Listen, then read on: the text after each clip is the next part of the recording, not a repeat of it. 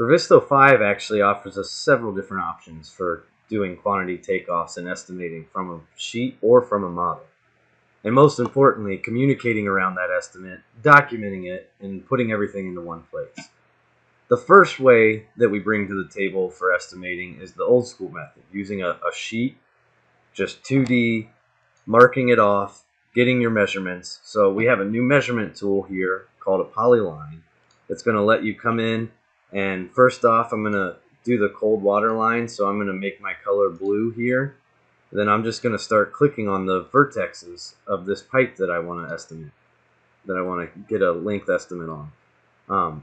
But as you can see here, I can actually get my segment length and then my total length on the back of that. And I'm going to zoom out here, and we're going to take this all the way over to here, and then just double click down there at the end to finalize that. And you can see again, I got my segment length, my total length, and then as I said, the most important part of this is documenting it.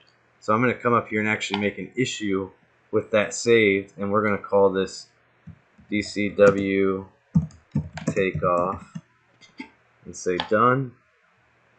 And now you can see that's going to be saved in my issue tracker. Now you might want to automate this by setting up stamps or something similar, basically to add tags. I could see people wanting to have a QTO tag in here so that you could filter by this in your actual issue tracker.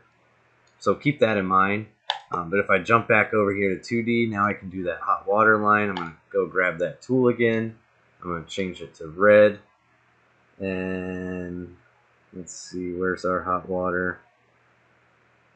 We got let's go right there. We got a tag in front of our pipe that you can see. I can kind of blast through that and get what I need.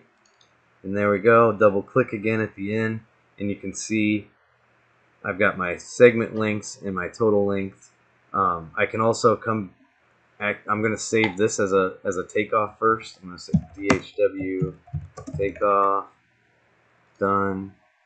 Now I can go back to that sheet, and I can see my takeoffs. I can see them highlighted off, so I know that they've been taken off. There's accountability assigned in that. You can also, if you estimate by area, we also have an awesome new area command. You can do this. It doesn't have to be a square, as you can see. I can make some crazy area. Same thing, double click when you're done. So if you're a square footage estimator, you can do this also. You can click and hold and make a box.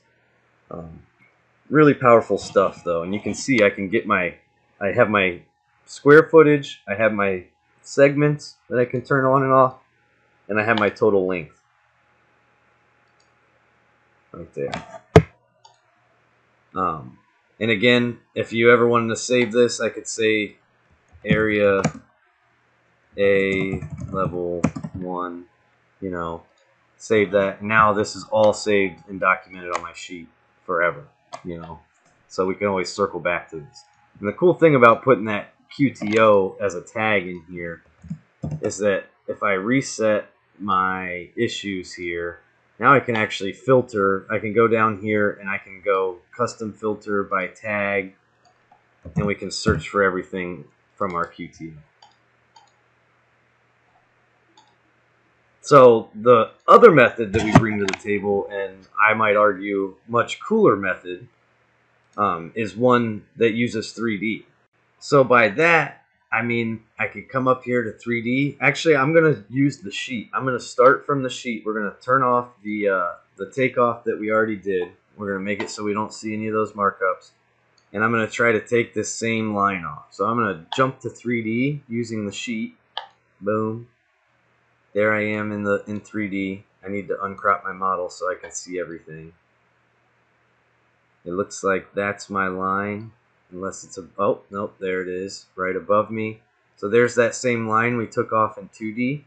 I'm going to be able to grab one end of this over there at the valve, and then I'm going to grab here. Oops, didn't mean to grab that one. I want this pipe. And then I might even grab a little bit of this red pipe. And then I'm just going to hit the scissors tool. So now I've got a decent crop down view of this. Let's actually make this nice and tight. So there's specifically the area we were doing an estimate on in 2D, right? So I've got what I need there. Keep in mind also, if you want to view this in all different ways, I've actually set up a bunch of appearance templates here in 5.2. I can see my progress. I can see this by system color, or I can see it by spool color like we saw on the sheets. But for now, for what we're doing, I'm going to leave it on system color. And I've got the area that I want to estimate. So now I'm going to go to my Find Object dialog. I'm going to drop out the stuff I have it there. I'm going to add this section box as a condition. So I want to look inside of this section box for everything on this line. So I'm just going to double click that and find out what makes that this line. It's this classification, right? So I'm going to use that, add that to my search set, find all. There I've got everything in that space selected. As you can see, it all turned blue. So now I can come to my selection inspector. You also have a countdown here of 48. I can come up to my selection inspector, and if I scroll over on this, you're going to see these favorites that are added are based on what you actually add as favorites at the beginning. So if I were to pull up the individual parts of this pipe, you can see I made these actually as my favorite set. And if I hover over these pipes, it's driven that same way. So why that is important is because now I can export this to CSV, and I'm going to call this DCW Area A Level 1 QTO. Actually, this was hot water, wasn't it? So we'll say DHW. Don't make that mistake. Now I can save that, double click this guy, and you can see here, it's right in here as a CSV. So now as an estimator, I can take this and do whatever I want. I will recommend, Excel doesn't play nice with fractional feet and stuff from what I could find at least. So I changed my settings in Revizto to only push out decimal feet. Because now you can see I can obviously add this up and get my total length of pipe needed. Right there's all my pipe length, you know. So I could just sum this up. I could also, so I've been running macros to do that. You can kind of run a macro over here on the side. You can also have a generic formula set up that you copy and paste. But you can also see I have my numbers of pipes, or of pipe fittings and sizes. So these are my pipes here. These are my pipe fittings and sizes. I can find, you know, exactly what they are right here. So I couple that with this, and there I've got my pipe fittings for that area for domestic cold water, right? So I can jump right back over there, and let's do that again. So I'm just going to click off of that, and now that I have this area, you know, I can come in here and click this cold water, and I'm going to add that to my current search set and drop hot water out, say find all, and then again, selection inspector, export, and you see now that I have it all set up how fast this goes. Area A, level 1, you know, done.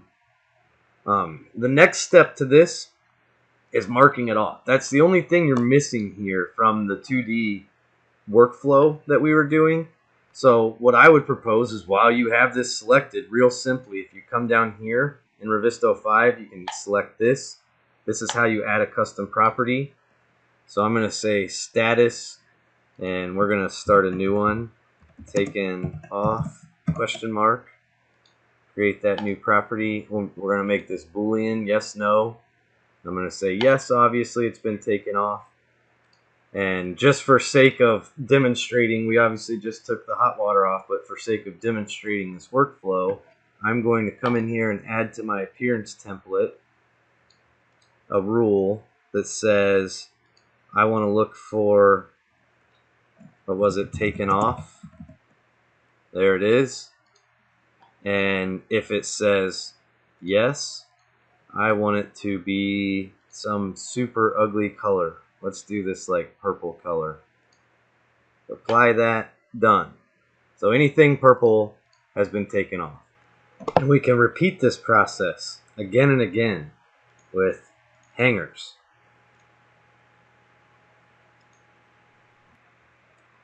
heat traps, couplings, these things,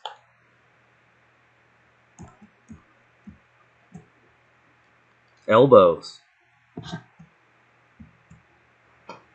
sleeves,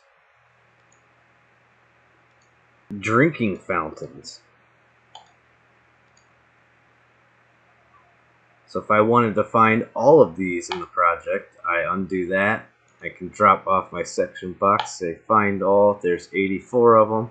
And I could come up here and view in my selection inspector what floors they're on. I can see what size they are. Maybe I want to order specifically a certain size. I can come in here and choose 19 by 19 by my drop down.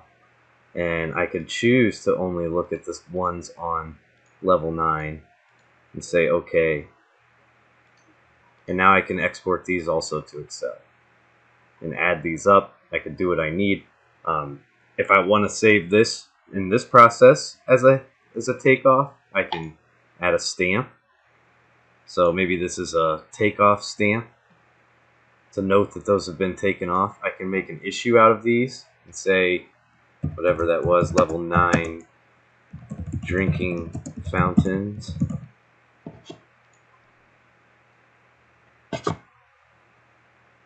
And there they're saved. And I can jump to each one individually. I can also come back here and select those again. Go back to 3D. Select them there, go to 3D. I can grab all of these and I can put stamps on each of them individually.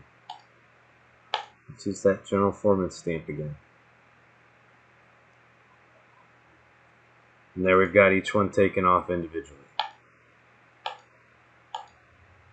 So the final and quite possibly fastest way to take off everything in a building is to come in here to my object tree and I can type in pipe, hit enter.